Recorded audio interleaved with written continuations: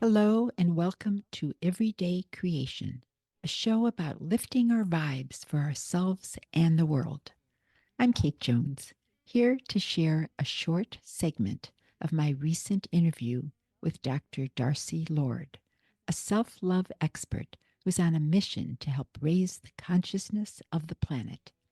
In this episode, Darcy says that self love, at its core, is choosing to see your innate worthiness. Welcome to the show, Darcy.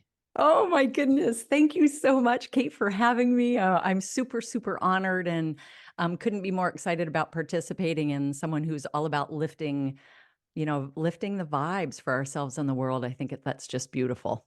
Thank you. And I am so excited about having you on. I love Thank you. what you're an expert in. It is so great that you remind people of their innate worthiness. Yeah. That where self-love begins.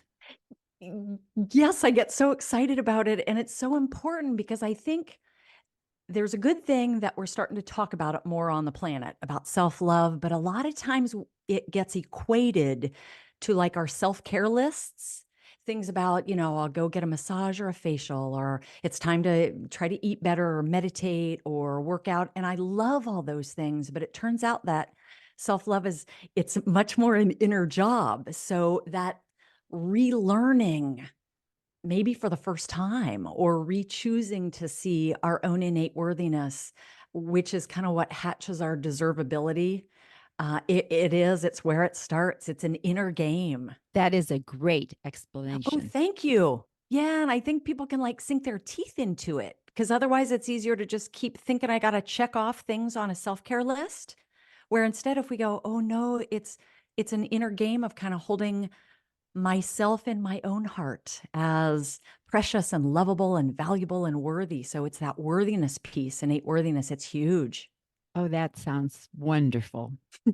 So, how does self-love help raise our collective consciousness? Oh, and I know that you're an asker of that because you're so much about raising the vibration. And even the question itself, it just lights me up inside because it's hits our intuition as right in alignment. When you say that to someone like, oh, self-love can actually raise consciousness, I think embedded in our cellular memory, our spiritual beingness, we get it. But on the planet, it's kind of counter to what we've believed because we've heard things like, self-love is probably selfish. But the truth is, self-love is, and this is a strong statement, but I believe it, self-love is the only thing that is going to most gracefully and in Godspeed timing help us lift the consciousness of the planet. And that's because until we practice self-love, and it's not like a static thing, but until we work on practicing self-love, we won't do what we need to do to start living our higher purpose. So re-saying it backwards, it's self-love is the thing that will make us care about ourselves enough to do the sometimes hard and definitely scary and awesomely meaningful work of living our higher purpose.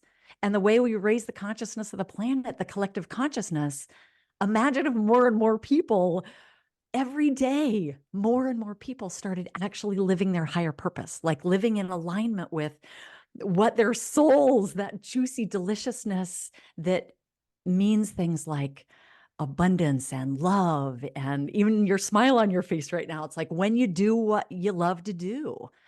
Self-love is the only thing that's going to help us break out of the sleepiness of kind of status quo to let us go, I care enough about my soul and how it's connected to all that is to live what I'm supposed to live, to do what's mine to do on the planet. So it's directly related to lifting the vibration of the planet.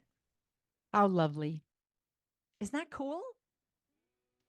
Darcy is the author of 52 Weeks of Relief and the upcoming Self Love is Your Path. To learn more, visit drdarcylord.com or listen to the full episode on YouTube or in your favorite podcast directory.